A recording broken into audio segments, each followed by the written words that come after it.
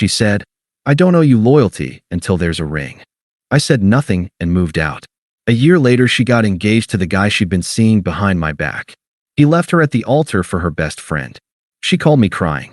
I said, "Guess the ring didn't guarantee loyalty after all." Hey viewers, before we move on to the video, please make sure to subscribe to the channel and hit the like button if you want to see more stories like this. Thanks. The words didn't hit me like a slap. They settled over me like a clinical diagnosis, cold and terminal. I don't owe you loyalty until there's a ring on my finger, Mark. We're not married. We're just dating.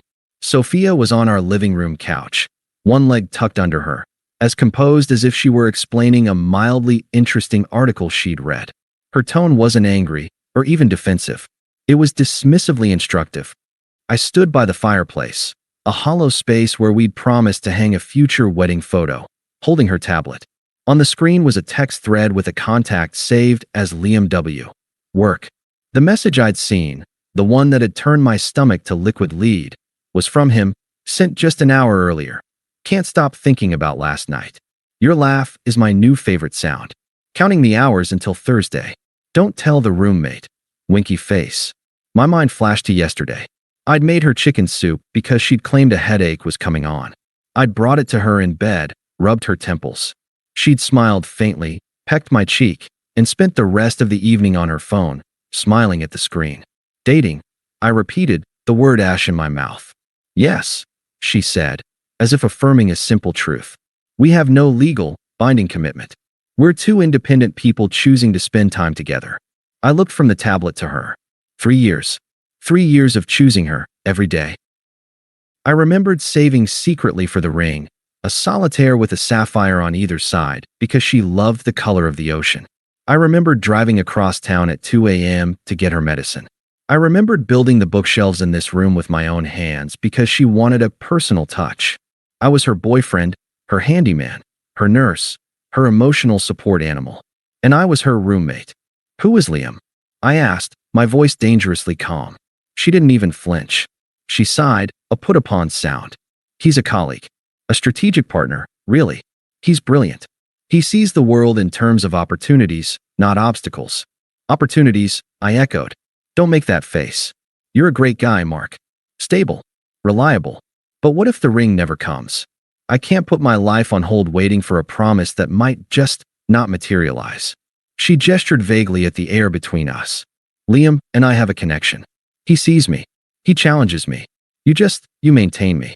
You keep the lights on and make sure the fridge is full. Each word was a precise, surgical cut. Maintain. Like I was an appliance. A reliable, boring appliance. So, you're sleeping with him. It wasn't a question. We're exploring a dynamic, she corrected, her chin lifting. A dynamic that is frankly more aligned with where I am in my life. When you propose, then we have a contract. Then exclusivity and loyalty matter. They're part of the deal. Until then, she shrugged, a small, infuriating motion. We're both free agents. It's only logical. Logical. The ice that had been creeping through my veins finally reached my heart and solidified. This wasn't a crime of passion, a drunken mistake she was trying to hide. This was a calculated philosophy. Our 3 years were a provisional arrangement. A trial run she felt no obligation to honor because the final paperwork wasn't signed. The pain was there, a deep, aching throb, but it was instantly eclipsed by a towering, crystalline clarity. I saw the last 6 months with brutal hindsight. The new, hushed phone calls she'd taken in the other room. The emergency client dinners that ran late. The way, Liam says, had started peppering her conversations. Liam says my presentation style is too passive. Liam says true wealth is built on leverage, not savings. I thought he was a mentor. He was a replacement, auditioning for the lead role while I, the loyal understudy, kept the set warm. I placed the tablet gently on the coffee table, the movement slow and deliberate. The fight drained out of me, not into defeat, but into a profound, almost peaceful detachment. You cannot argue with a different fundamental reality. She believed loyalty was a transactional clause, activated only by a specific piece of jewelry. I believed it was the foundation you built everything else on. I see, I said, my voice flat and quiet. I understand your position perfectly. A flicker of surprise crossed her face, then satisfaction. She thought she'd won. She'd laid out her ruthless logic, and I had capitulated. She smoothed her shirt. Good.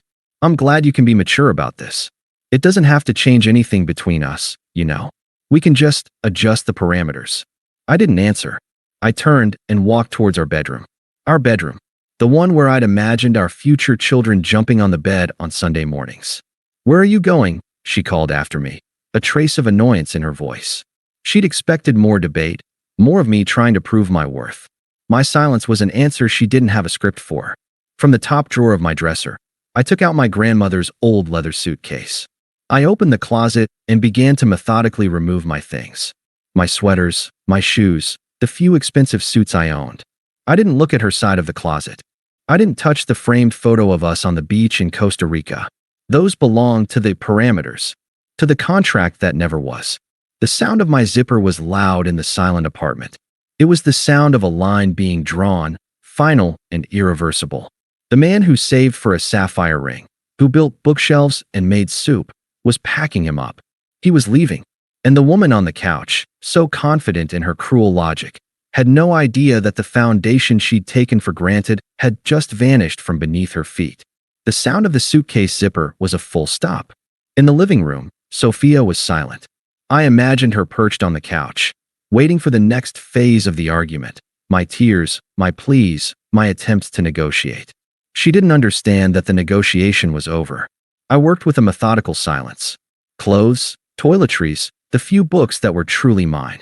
I left the linen we'd picked out together. I left the kitchenware my mother had given us as a housewarming gift. I left the framed print of the Brooklyn Bridge we'd bought on a weekend trip. These were artifacts of the us that, in her reality, had never truly existed. They were props for a play whose run had just been abruptly canceled. From the back of my closet, I retrieved a small lockbox. Inside was the ring, the solitaire with twin sapphires. I held the velvet box for a moment, not with grief, but with a surreal sense of curiosity. This little thing, I thought. This was the magic switch. The loyalty actuator. I almost left it on the dresser. A final, bitter parting gift. Instead, I slipped it into the inner pocket of my suitcase. It wasn't hers. It belonged to the man I was an hour ago, and he would need to sell it to fund his new life. I wheeled the suitcase through the living room. Sophia was still on the couch, but her composure had hardened into something brittle. She watched me, her eyes narrow. "What are you doing?" she asked. The dismissive instructor was gone, replaced by someone confused by a student deviating from the expected script. "Leaving," I said, not breaking my stride towards the door. "Where are you going?" She uncrossed her legs and stood up. "Mark, this is dramatic. We're talking. This is part of the process." I stopped at the front door, my hand on the handle. I looked back at her, at the apartment we'd made a home. I had made a home. For her, it had been a furnished waiting room. "The process is over," I said. "You explain the terms. I don't agree with them, so I'm terminating my participation. The lease is in your name. I've paid my half through the end of the month. My lawyer will be in touch regarding anything financial we need to untangle." Her mouth opened slightly. Lawyer. The word, so clinical and final, seemed to pierce her reality. This wasn't a lover's spat. It was a severance. You're just walking out? Over this. Her voice rose, tinged with the first notes of incredulous anger. "You're overreacting. This is exactly why I need space. You're so black and white, Mark. Life isn't a fairy tale. Relationships are complicated." I let her words hang in the air. I absorbed them. They were the frantic flailing of someone who'd pushed a button expecting a light to turn on, and instead heard the whole system power down. I turned fully to face her. My heart was a still, cold stone in my chest. There was no heat, only clarity. "You're right," I said, my voice low and even. "I am black and white. I believe in loyalty before the ring. You don't. You believe the ring creates the loyalty." I nodded slowly, the truth of it settling between us like a physical law. There is no middle ground between those two things, Sophia. There's no compromise. So, there's nothing left to discuss. I saw it hit her. The finality. The unbridgeable canyon she'd casually carved with her philosophy. For a second, her mask slipped, and I saw a flicker of something raw. Not regret for hurting me, but panic at the sudden, total loss of control. "So that's it?" she spat, the panic curdling into defiance. "After everything? You're just going to run away?" A faint, Humorless smile touched my lips. No, I'm not running. I'm walking away. There's a difference. I opened the door. The hallway air was cooler, anonymous. Goodbye, Sophia. I pulled the suitcase over the threshold and closed the door behind me. The click of the latch was softer than the zipper, but more definitive. I didn't hear a sob or a scream from the other side. Just silence. I drove to a cheap extended-stay hotel on the other side of the city. The room smelled of antiseptic and stale air. I sat on the edge of the bed, in the dark, and waited to feel something. Devastation. Rage. Anguish. But it was like a numbness had been injected directly into my soul. The pain was there, but deep, buried under layers of shock and that overwhelming clarity. The dominant feeling was emptiness. A vast, quiet void where 3 years of future plans had once lived. My phone buzzed in my pocket, then buzzed again, and again. Sophia, 9:42 p.m., this is childish. Sophia, 9:47 p.m., we need to talk about the couch. And the TV. You can't just abandon your responsibilities. Sophia, 10:15 p.m. Mark, call me. This isn't fair. I read the messages. The couch. The TV. She was speaking the only language she understood, transactional logistics. The loyalty clause was void, so now we were down to asset division. I didn't reply. I went into the settings and blocked her number. Then I opened every social media app and blocked her there, one by one. It wasn't an act of anger. It was hygiene, removing a source of infection. The silence that followed was profound. It was the silence of a world recalibrating. Over the next few weeks, I moved through life like a ghost. I found a small, furnished apartment. I went to work, performed my tasks with robotic efficiency. I told my closest friend, David, the bare facts. She was seeing someone else. She believed it was her right until marriage. I left. David, bless him, didn't offer platitudes. He just clapped my shoulder and said, Jesus, what's her name? I'll have the guy's key his car. I didn't want vengeance. I wanted erasure. Glimpses of her new life reached me like signals from a fading star. Our one remaining mutual friend, Stacy, always more Sophia's friend than mine, sent me a wall of text. Stacy, I can't believe you're giving up so easily. Sophia is heartbroken. You really betrayed her trust by just abandoning her like that. She's with Liam now, you know. He's amazing for her. He's ambitious and exciting. You kind of pushed her into his arms by being so inflexible. You should have fought for her. I stared at the message. Heartbroken. The cognitive dissonance was staggering. I pictured Sophia, spinning the story, painting herself as the victim of my rigid, outdated expectations. I typed a reply, my fingers steady. Me. I'm glad she's happy. Please don't contact me again about her. I blocked Stacy. A few days later, against my better judgment, I logged into an old Instagram account I rarely used. Her profile was public. The first post was a picture of her and Liam at a rooftop bar. She was tilted back, laughing at something he was saying. He was handsome in a sharp, polished way I wasn't. The caption read, "When you stop settling for comfort and start choosing spark." Sparkle's hashtag new energy hashtag deserve it. I stared at the word settling. I thought of the chicken soup, the built bookshelves, the saved ring. That was settling. That was comfort. I closed the app. I didn't feel jealous. I felt a deep, weary validation. She had shown me exactly who she was. I had finally believed her. The void inside me began to change. It wasn't just empty space anymore. It was clean space. Room to breathe. I started running in the mornings, the rhythmic slap of my sneakers on pavement scouring my mind clean. I enrolled in a woodworking course at a community college, something for me, that required patience and produced something tangible from raw material. I started reading again, not for her approval, but for my own curiosity.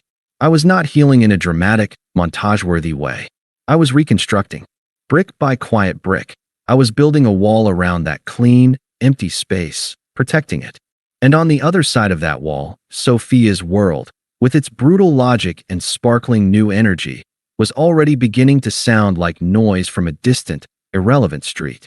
The silence became my sanctuary. The running, the smell of sawdust in the workshop, the quiet satisfaction of finishing a book. These were the rhythms of my new life. The sharp, defining pain of Sophia's betrayal had dissolved into a dull, distant ache, and then into a kind of grateful insignificance. She was a chapter I'd read, understood, and closed. I hadn't just moved out. I'd moved on, at a molecular level. The news of her engagement arrived not with a bang, but as a piece of curious trivia, like hearing an old song you'd forgotten. It was David, over beers 8 months after my exit. He scrolled on his phone, then grimaced, sliding it across the table to me. "You're not going to believe this." It was Sophia's Instagram, a professionally shot photo. Her left hand, tipped with flawless manicured nails, was splayed dramatically across Liam's chest. On her finger was a garish, square-cut diamond, huge and glittering under studio lights. Her smile was triumphant. His was smug. The caption was a masterclass in performative bliss. "When you know, you know." He didn't make me wait for a maybe someday. He saw my worth and put a ring on it. Ring finally, a real commitment. Hashtag no more waiting, hashtag my forever, hashtag Team Liam. I took a slow sip of my beer. The initial sting was absent. In its place was a cold, intellectual fascination. The narrative was so transparent, so perfectly tailored. He didn't make me wait.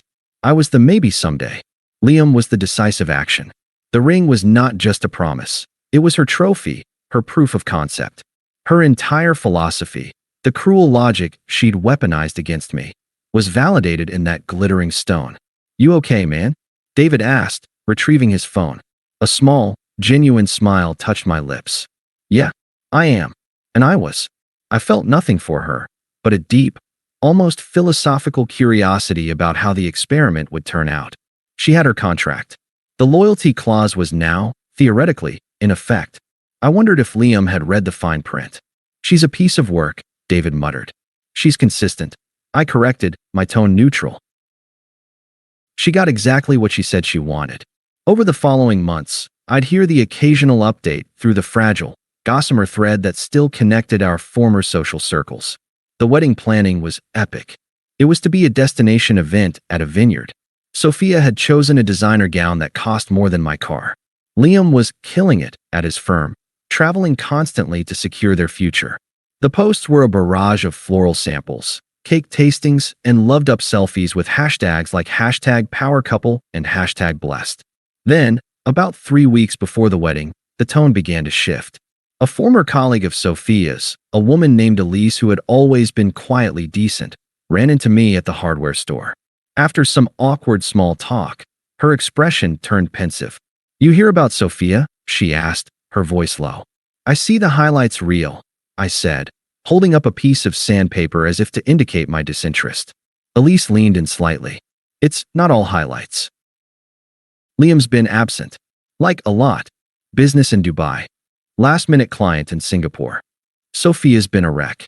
Qley's been the one running around, handling all the last-minute crises, calming her down. Qley, Sophia's best friend since college. The maid of honor. The one who had always looked at me with a vaguely pitying expression. Sounds stressful? I offered, a non-committal murmur. "You have no idea," Elise said, shaking her head. "She looks exhausted. The sparkle's gone. It's all just frantic." I thanked her, bought my sandpaper, and drove home. The pieces were aligning with a silent, inevitable click. I didn't feel smug. I felt like an astronomer who'd calculated the trajectory of a comet destined to strike a barren moon. The impact was inevitable. It held no personal consequence for me. The week of the wedding, the digital silence from Sophia's world became absolute. The constant stream of updates ceased. The bridal party's social media went dark. It was the quiet before the cataclysm. The news of the catastrophe did not come from Elise. It came in a single, breathtaking text from a number I didn't recognize, late on a Saturday night. What should have been her wedding day? Unknown number. Holy shit. Mark. It's Ben from Sophia's brother's rugby team. You need to know. Liam. Qley. They're gone. He left a text. At the altar. Said he couldn't marry someone whose best friend was more loyal to him. They've been together for months. They're in Costa Rica. The whole wedding is here. Parents are having a meltdown. Sophia is. I've never seen anything like it. I read the message twice.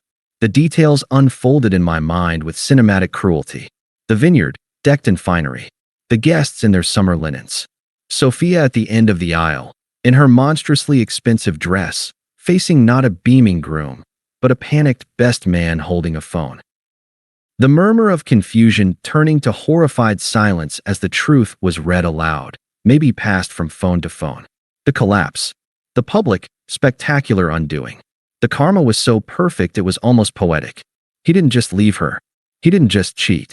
He used her own best friend, the architect of her comfort, to do it. And he invoked the very concept she had idolized, loyalty. He claimed Qley had shown him more loyalty than Sophia had. He had turned her sacred contract into a joke and used it as his exit line. He left her not just heartbroken, but nakedly, utterly humiliated in front of everyone whose opinion she valued. Her trophy was revealed to be paste. Her power couple was a fraud. Her real commitment was a lie so blatant it would become legend. I didn't reply to Ben's text. I deleted it. I poured a glass of water and stood at the window of my quiet apartment, looking at the city lights. I thought of the chicken soup, the bookshelves, the lonely ring in my drawer. I thought of her calm voice explaining her transactional world. And for the first time since that night, I felt a single, clean emotion regarding Sophia. It wasn't hatred. It wasn't pity. It was the profound, quiet closure of a theorem finally proven. The experiment was over. The hypothesis that loyalty could be commanded by a ring had been tested under real-world conditions. It had failed catastrophically. The cosmos, in its ironic way, had delivered the peer review. And the result was a resounding, public, and brutally definitive no. The first contact was a ghost from a shipwreck, washed up on the shore of my new life. It was 3 days after the non-wedding. My phone buzzed with an unknown number. I was in my workshop, sanding the curved arm of a rocking chair I was building, the fine dust hanging in the lamplight like gold. I answered out of habit. Silence, then a wet, ragged inhale. Mark? Her voice was shattered glass, slurred and thick with tears or alcohol or both. Mark, you have to. It was Qley. There was no greeting, no apology, just a raw, immediate dumping of her horror onto my lap, as if I were still the receptacle for her chaos. I could hear a loud bar background, clinking glasses, blurred laughter. She was in public, falling apart. I said nothing. I held the phone to my ear and listened to the sounds of her unraveling. He left a text, Mark. A fucking text. To the wedding party. Her voice cracked into a sob. Everyone saw my parents. You have to come get me. Please. I'm at the Rusty Anchor. You remember where it is. Please. The plea was so entitled, so utterly devoid of awareness, that it almost circled back to being funny. You have to come get me. As if the last year hadn't happened. As if she hadn't drawn her line in the sand and called me a placeholder. I felt a profound, still detachment. Her pain was real, but it was hers. It belonged to the woman who believed in magic rings. It had nothing to do with me. I listened for another 15 seconds to her incoherent weeping. Then, without a word, I ended the call. I blocked the number. I picked up my sandpaper and resumed my work, the rhythmic shush shush shush restoring the quiet. The silence held for a week. Then, on a rainy Tuesday evening, my doorbell rang. I wasn't expecting anyone. Through the peephole, she was a washed-out impression of herself. Sophia stood hunched under a thin jacket, her hair plastered to her forehead, her eyes cavernous. She looked 10 years older. A part of me, the old, conditioned part, flinched. The instinct to open the door, to offer shelter, to fix. I let the feeling rise, acknowledge itself, and then dissipate like smoke. I opened the door, but didn't step back, filling the space with my calm.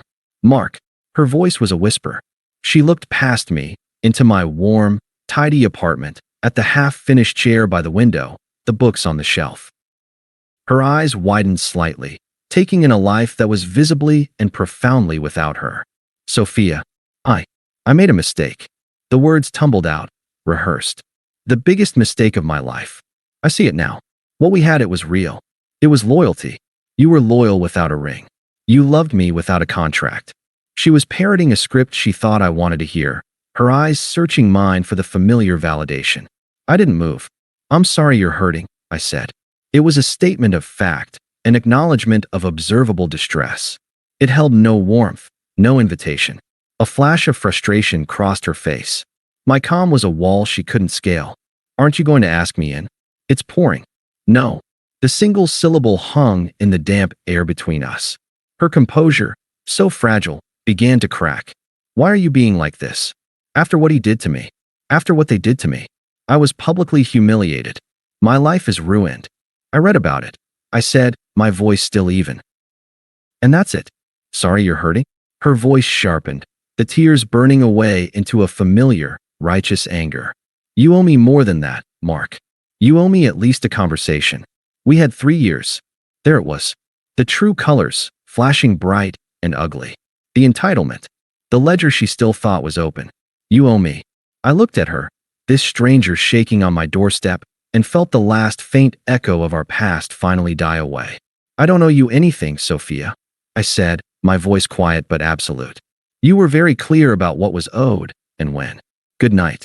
I closed the door, gently, but with total finality. I heard a muffled sound, a cry or a curse against the wood. Then, the sound of retreating footsteps on the wet concrete. The attempts didn't stop. They mutated.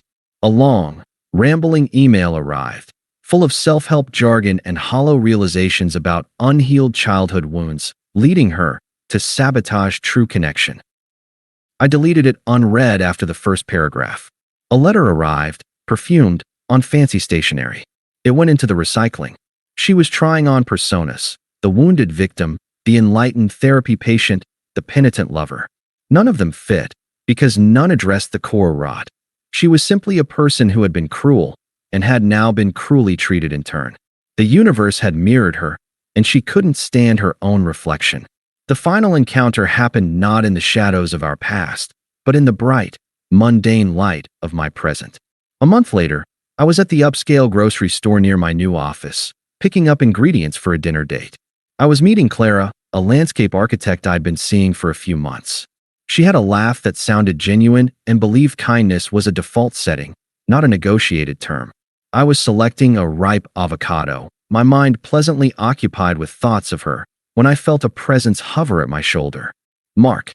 It was her voice again, but stripped of all performance now. Just raw, desperate need. I turned. Sophia stood by the berry display. She was dressed neatly, but it looked like a costume.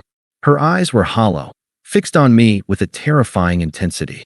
The public meltdown was gone, replaced by a gaunt, single-minded focus. She looked like someone who hadn't slept in weeks. Please, she said, the word barely a breath. 1 coffee. 10 minutes. I need to explain. I understand now. I understand loyalty. I understand what I threw away. It's all I think about. It's all I have left. She was trying to bypass my walls with a direct assault on my empathy. She was offering the one thing she thought I'd always wanted, her understanding of my core value. But the value wasn't a prize to be won. It was a principle I lived by, with or without her. I placed the avocado in my basket. I didn't move away, but I didn't step closer. I met her gaze, my own clear and untroubled. Sophia, I said, my voice calm in the cheerful store noise. I heard about what happened. With Liam. And Qley. Her eyes flooded with a fragile, desperate hope. She mistook my acknowledgement for an opening. It was a nightmare. She rushed, her words tumbling over each other. You can't imagine. The ring, it didn't mean anything to him. He didn't understand what it was supposed to mean. I nodded slowly. I let her hope hang there for a second, a butterfly on a pin. I know, I said. It's ironic, isn't it? She blinked, confused by the word. Ironic. I paused, looking at her not with anger or pity or nostalgia, but with the calm certainty of a man stating a simple, proven fact. The theorem required its final, elegant expression. My voice was quiet, final, and carried the weight of the entire, sorry journey. I guess the ring didn't guarantee loyalty after all. For a second, there was no sound. The hum of the refrigerators, the chatter of other shoppers, it all faded. I saw the words travel the short distance between us and strike her with the force of a physical blow. Her face, for an instant, was a perfect blank canvas of horror. Then, it collapsed. It wasn't the dramatic, performative crying from the phone call. It was the silent, inward shattering of a fundamental truth breaking. Her entire philosophy, the clever, selfish logic she'd used to justify her betrayal, was reflected back at her, naked and ugly and utterly, catastrophically wrong. The magic switch was a dummy button. The contract was worthless. She opened her mouth, but no sound came out. I gave her a small, polite nod, the the kind you'd give a distant acquaintance you pass on the street. Take care of yourself, Sophia. I turned my basket and walked away, down the brightly lit aisle, toward the fresh herbs and the good wine. I didn't look back. I didn't need to. The closure was absolute, and it lived within me. I was already thinking about the garlic I needed to mince, the way Clara's eyes crinkled when she smiled, and the quiet, unshakable peace of a loyalty that had never required a ring to make it real. Her chaos was finally, and forever, someone else's noise. Thanks for watching. Make sure to subscribe to the channel and hit the like button. What do you think about this story? Share it in the comments.